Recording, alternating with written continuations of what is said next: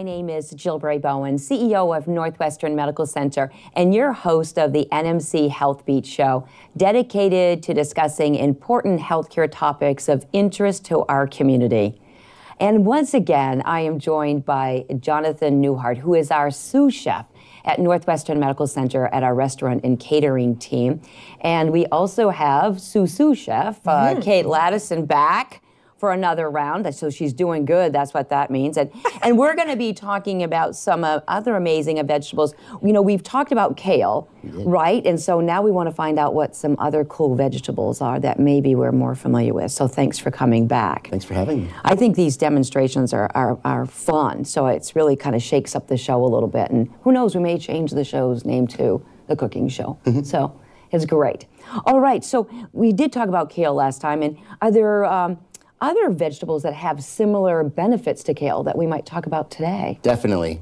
Kale is a part of the cruciferous vegetable family, or the cabbage vegetable family, which cabbage is easier than cruciferous. Definitely. Also known as brassica. Oh my gosh. So it's a family of many names. This is going to be a challenging They're show. probably all intermarried. So it's a really big family of vegetables, and there's a lot of vegetables in it. So if kale's not your thing, there's so many ways you could go. Broccoli is a brassica family vegetable. Brussels sprouts, radishes, rutabagas, purple top turnips, cauliflower, cabbage, of course, arugula, which is one of my personal favorites, and you know, thought of as a salad green, but it's technically not a salad green. It's not a lettuce. It's a cabbage. It's a member of the cabbage family. I always learn so much from John. I know. So Cruciferous. Cruciferous. We're going to be saying cruciferous. You're going to be walking around the house saying cruciferous. Yeah, so you know, it's really diverse, which is great. You know, we're going to show a couple of things you can do today, but it's just a whole world of different vegetables and dishes that you could make. So there's really something for everybody. So if this is in the cabbage family, does that mean they all taste like cabbage? Not at all. Not at all. You know, broccoli doesn't taste like cabbage. No. I mean, there's all these different flavors to explore. I wouldn't say, so maybe cauliflower sometimes can have a cabbagey smell if it's been wrapped tightly, but when you open it up and it airs out, the smell goes away. Brussels sprouts taste kind of like cabbage, but arugula definitely doesn't taste like cabbage. It's kind of peppery almost. Oh, I love it. A little spicy. I love it. I know we talked last time about the health benefits of kale. What are some of the health benefits of these cruciferous vegetables? Well done. A lot of the health benefits are very similar to kale. And as we talk about the health benefits of cruciferous vegetables, one thing that we do want to keep in mind is that every vegetable is its own independent vegetable. A broccoli is not a cauliflower, and neither one of those is a Brussels sprout. So there are some all-encompassing health benefits, but there are also some differences from one to the next. The all-encompassing ones that bring this family together and make it a better family of vegetables health-wise than, say, root vegetables.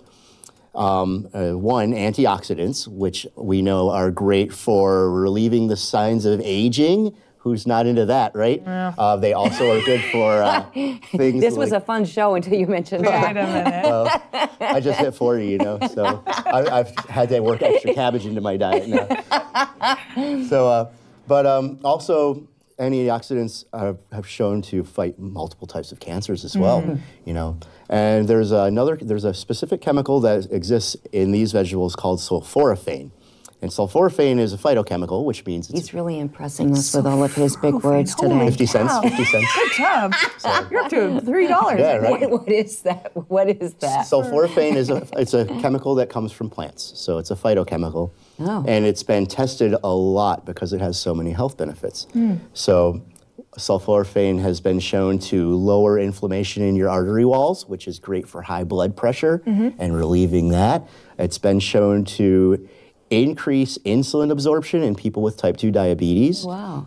One side note with that is when the people in the studies stopped eating the cruciferous vegetables, the insulin absorption went back to what it used to be. So you got to keep going for that specific benefit. It also actually attacks H. pylori bacteria, which is the bacteria that causes a stomach ulcer in your body. Wow. So that's amazing. There's lots of neat things about sulforaphane. Another thing I could add is that most of the studies I read about, the studies were done for people eating broccoli sprouts, which I didn't bring any with me today. I eat them at home in my diet regularly, and there are at the grocery store. They're a little bit bitter. And Broccoli sprouts. Do they look like bean sprouts? they look like, not quite as thick as bean sprouts, Okay, more like but alfalfa the same sprouts. kind of They're in the thing. same Really? section. There's like a No big kidding. section of little plastic boxes of sprouts. Broccoli sprouts. Broccoli have to look sprouts. for those. I I'd never can't heard of say, them yeah. until I started looking up stuff for this. Do you eat them in salads? Yes. Oh. Yes, they are a little bitter. I wouldn't want to eat them just on their own. Okay. So they're good mixed in Interesting. with other things. All right, what are we cooking up today? So today we're going to start with a nice soup. We're going to do some cauliflower soup. These are just beautiful. So yeah, I we've have got to notice all these. kinds They're of just colors beautiful. colors of color flower, right? Yeah. So we've got green, purple, and yellow here. You can also get the white. So to make our soup, kind of a great all-purpose start your soup ready to go.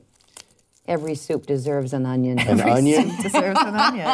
and a little garlic And again, you did your little trick where you took the ends off, not all the way. You got a good right around memory. the outside. Wow, A that's little olive awesome. oil. Get that warming up. So my grandfather, when he was teaching me to make soup when I was just a little guy, he said, you always put in enough onions that you think you have way too much onions and then just one more. Oh, all right. So, Again, that's my I love system of onions, measurement. so. right. So we're going to do one onion today. So we go down through the middle. There's the butt end. There's the root end. I like to have the root end facing me because the butt end falls apart more easily when I get to the end. Oh, I And then see why go you do down that. across, leaving a little connection at the very end, and then you set your end down. So Chop, the chop, chop. root end stays together a little better. Right.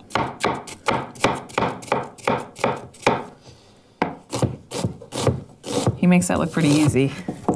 Yeah, he does. Very coordinated. You know, It is. I'm just thinking, I'm glad he didn't ask me to cut that, really. But. A couple times, once or twice I've done this before.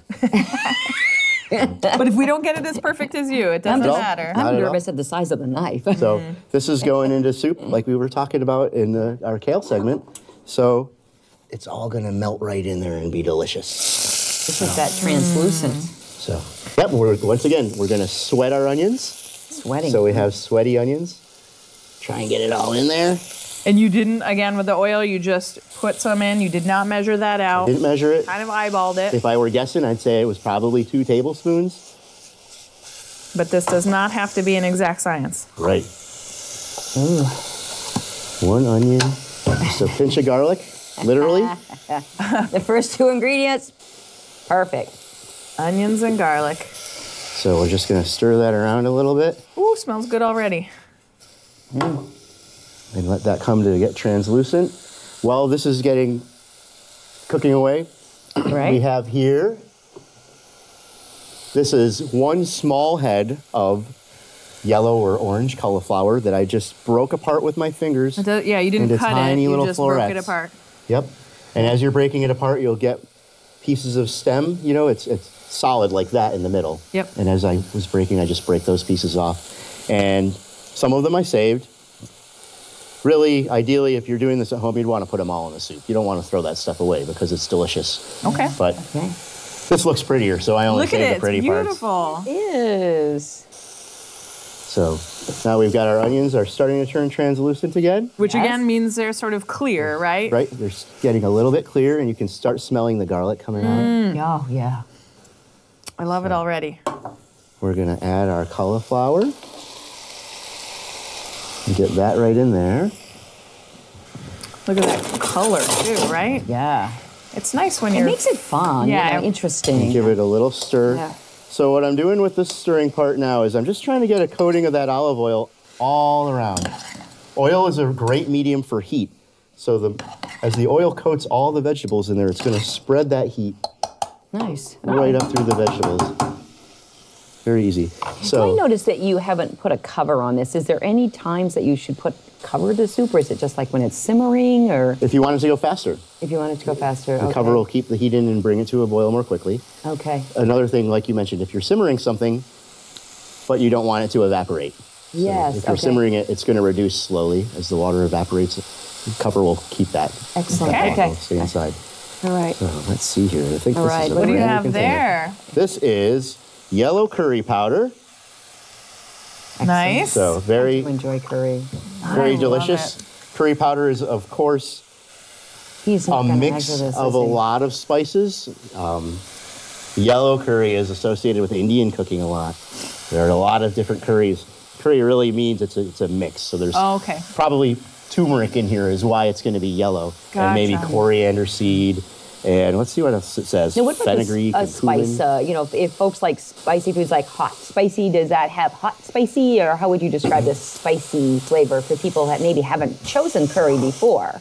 I don't think I would describe it as spicy as far as hot. I describe it as spicy as in having a lot of character of spice, a lot of flavor, Okay. but not my mouth is burning hot. Okay, good. So- good. That's an important distinction. And if it's something that's new to somebody, start with a little bit and taste it. You can always add more. You can never take it away once it's in there. Right, yeah. So, start at a level you feel you're going to be comfortable with. And if you want more later, just add more. Sure. Cooking's supposed to be fun, and you're supposed to enjoy what you've got when you're done. So, That's right, yeah. make it the way you like it. So we're going to add some curry powder right now. Now, I'm going to put a pretty liberal dose in here.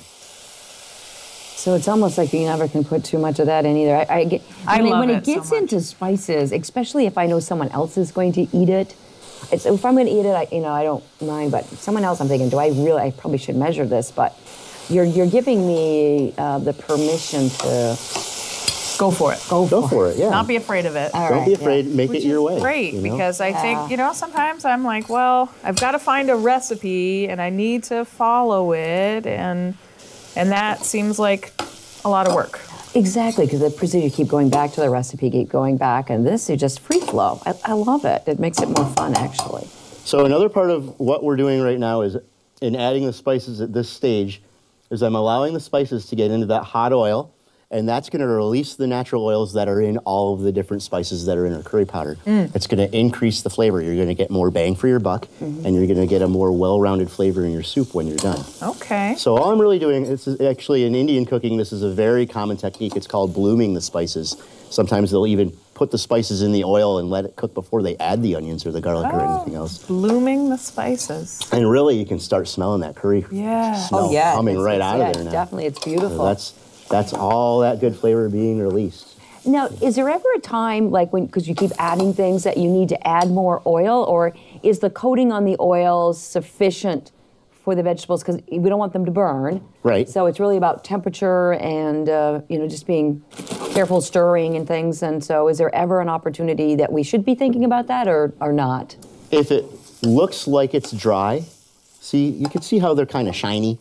Yes. You can see the oil on there. So that's still good. Even though our curry powder has sucked up some of the oil. Yep, that is still good. All right. Oh my So gosh. now we're ready to add our liquid. Boy, that good. flavor is getting. That's a good question. Jill asks tough questions, doesn't she? Well, you know what? To admit it, I do make a lot of soups.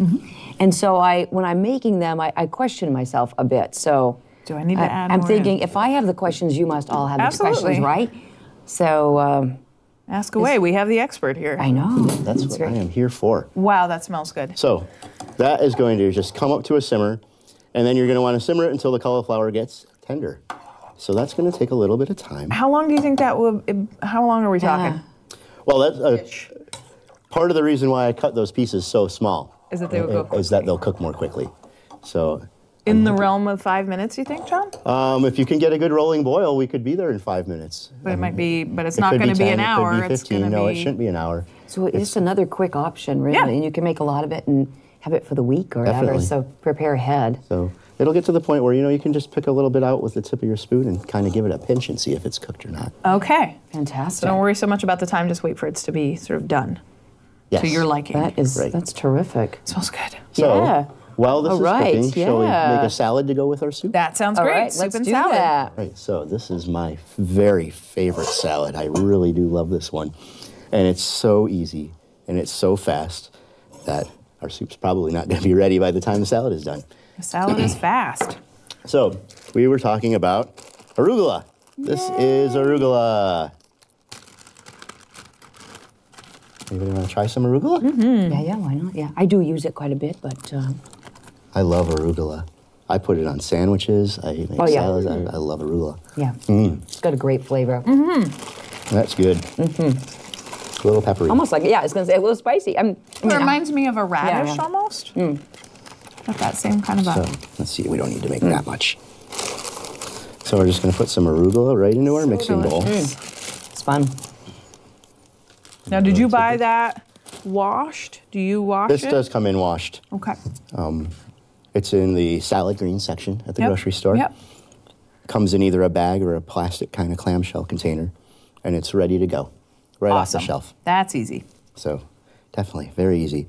So we Right. have our arugula. Uh-huh. We have a cup of blueberries. Once again, I'm not measuring anything. That just happens to be the size of the container I got. That's a cup. Yep. So we'll put our blueberries in.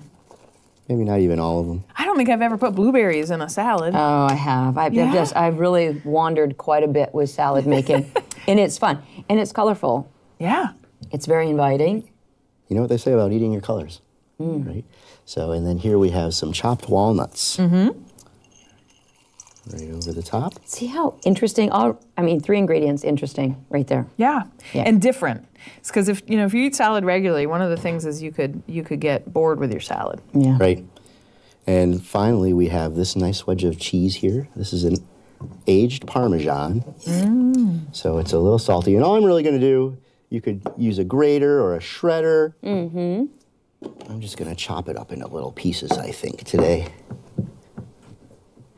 So this has got a little bit of saltiness to it and a little nuttiness. It's definitely nice Parmesan. It's not, sawdust in a shaker. Right. Oh, but you could use other kinds of cheese to your what you like. Definitely. You could put in, chop up some old, nice aged cheddar. You could put in crumbled blue cheese. You could put in feta. Yeah, I do use feta quite a bit. The beauty of the salad is you just take a lot of stuff you like and mix it all together. So we'll put some Parmesan in. That's beautiful. And then this salad, actually, one of the things that's a little unique about it, we'll do some cracked black pepper. Go right along with our peppery arugula. So one of the things that's a little unusual about this salad, but I love it just the same, is there's no vinegar. All I do is I have a very nice extra virgin olive oil. Wow. I go through and I try different flavors of olive oil, and I have some that I really like.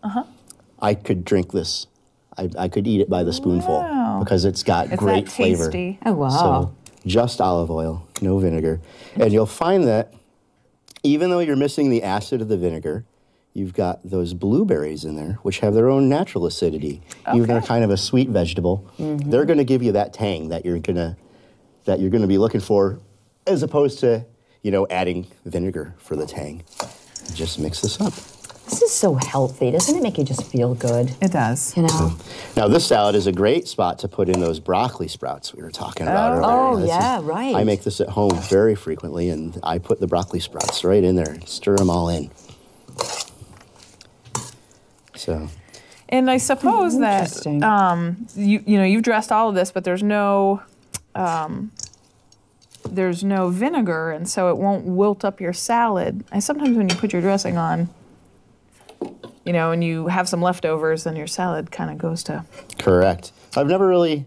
I always eat it all. You always eat it all. I've never saved any. Okay, because I was thinking about saving some. Perfect. Which would be great, right? If you had salad that you could eat twice in a day. It's lovely. Ooh, look at that. Like that, and get some of those nice blueberries on top. Some of the heavier stuff kind of sinks to the bottom when you toss the salad in a bowl like that. Get these little stragglers. There you go, everybody in. That looks lovely. Voila. It looks gorgeous. There's our very simple, very easy arugula salad. And, how long did that take? Moments. Yeah. We chop the cheese. That's it. That's all you have to do. Yeah. Fantastic. So, All right, we get to try this? we do. Excellent. Thank you. Whoops, Fork here. for you. Excellent. I better leave one for me. I'm going to steal one of those paper towels. Certainly. Yeah, maybe that's a good idea. For you too? There is a distance. I make a mess. That's... All right. Should we dig in? Yes, please. I want to get a blueberry. I'm really interested to try just olive oil. I always feel like I have to add something else. Absolutely. So this is good for here, me as blueberry. well. And I would definitely stress that you do want to use an extra virgin olive oil. You don't add a salad oil or what you have that you might be frying up pancakes in. Like if you keep corn oil or canola or something like that. Extra virgin olive oil is a little bit more money, but it's because they take good care of it and make it so that it tastes good. It has the flavor. It Blueberry. tastes delicious. I'm losing my blueberries. It was hard to get the blueberry. Yeah. But I see what you mean. It does. It gives that little bit of a bright flavor. I'm going to have a little more. And the olive oil tastes wonderful. And the olive oil is perfect. It's wonderful. It's excellent. Fantastic. Easy to make. I love it. Cooking can be fun and easy and quick, because that's why we buy convenience, because we don't think we have time. But Right, but once you learn a few basic things, Yeah. and it's really not a lot of time. I mean, when I go home at the end of my day and I'm working on the rest of my life, paying the bills, spending time with my kids, taking care of business, I allot myself 20 minutes to make my dinner at night. 20 Maybe minutes. a half an hour. Yeah. And, of course, I do this every day for a living, so I have a big backup of all those techniques to make things fast and what can I throw together in a real hurry. But I utilize that because in 20 minutes, I can make something like this and have a nice soup, and it's beautiful. that's great. And I'm not taking something out of the freezer section and throwing it in the oven and having, fast food from the junk aisle. Basically. Which it seems like that's all you have time for. But even doing that, it's going to take you a half an hour. So why not make something fresh and amazing? Yeah, you've definitely proven that. That's fantastic. I love the nuts in the salad too. Great protein right there. Thank you so much. That's fantastic. You're going to let us take that for leftovers, right? Oh, of course. Okay. So, meanwhile, back over here in Soupland, Benefits of being on the show. we've come to a nice bubble. And remember what I mentioned earlier about... So it's a little firm. That's all right. We're tough. Yeah. We're in pretty good shape. It Fantastic. smells just wonderful. So, Again, it's got that kind of, to me, soup is comfort food. And when you smell that cooking on the stove. Yeah. See all the snow outside. Yeah. so we've come to this point. Now, right here, we could call this done. And we could just pour a cup and eat some. In which case, you've got a great vegan soup. One thing that I would do for my taste, and I'll let you decide if you want to try it or not. Okay. Because we've only got vegetable stock and curry powder, it's going to be a little sharp and a little bitey. Not hot spicy, but strong flavors. So to add some richness would kind of balance that out. And adding richness, an easy way to do that is to add something that has a little bit of fat to it. So what I brought is half and half, which this is not how much we're going to add. It would just be a splash to make it a little creamy. So would you like to try a vegan version and a let's do roundabout both. version? Sure. Let's do both. Let's take some out now, and then we can kind of see what the differences are. All right, so let me just spoon some out here. So half and half. Doesn't have to be like heavy cream or No, anything doesn't have to be fancy heavy like cream. that, which I never have. Someone's Plenty to try, right? We're going to just Certainly. Sure. Look how pretty those are. waste this beautiful soup. There we go. And then for this one, right at the end, you'll see a lot of French chefs use the technique of finishing something with cream or finishing something with butter. So I'm only adding a little bit until I see the color I want. Right there. So you can see we've still got that lovely curry yellow color, but you can see there's just a little bit of that dairy in there to kind of round out those sharp edges that you might have on the curry powder flavor. Okay. Could you use milk, John? I would not recommend using milk. Okay. Something about milk, maybe it's the lower fat content actually. Probably, it could curdle if you pour it in. Okay. Good to know. And that would, It doesn't necessarily taste bad, but it's not pretty looking. No. Okay. And of course, we want our food to be pretty. All right. Look at We'll that. give this a try, and then we'll wrap up our show. I mean, we could cook all day, couldn't we? And what's This our is so word? much What's fun. our word of the day? Cruciferous. All right. Well, Now, I'm gonna try this one first. Can you use these cruciferous vegetables and eat them raw? Oh, definitely. Yeah. Definitely. You know, if somebody even were to look at this and say, that's too much, I don't want to take the time to make a soup, you can buy broccoli and cauliflower already broken up into florets. You can buy a little crock of hummus at the store, and you've got veggies and dip. And you've got really a nice, almost complete meal right there with the protein from the chickpeas and the hummus and your cruciferous vegetables. That soup is amazing. It is. The cauliflower is perfect. It It's is, actually. a little crunchy. Yeah, it's like, couldn't be more perfect. I think. love it like Yeah. that. Yeah, Texture. exactly. All right. And yeah, spicy but not hot, right? I love it. Now this one has the half and half. Yep, I can totally see myself making this.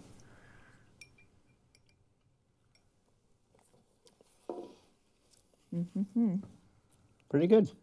Very good, John. Fantastic. Well, again, thank you so much. We're learning so much. You're going to be a regular. I hope you know that. So, but thank you for all the work in bringing all this stuff, because you're making it look easy, but you've brought a lot of things to make this possible on the show, to give our viewers the opportunity to see how simple and convenient, actually, kind of a new definition of convenience, of doing things, preparing in 10, 20 minutes. To cook a meal. It's fantastic. So thank you so much for being here. Thanks. It's always fun, Kate, to have you with us as well. So for our viewers, thank you for joining us. It'd be great to have your feedback if you like this kind of cooking demonstration version of our show, because we want to make sure that you have healthy options as we embrace healthy lifestyles. We think about Rise Vermont, and we want to create an environment of healthy choices. What we do at home, we go out to eat, and seeing how simple and delicious cruciferous vegetables are. So thank you for joining the show.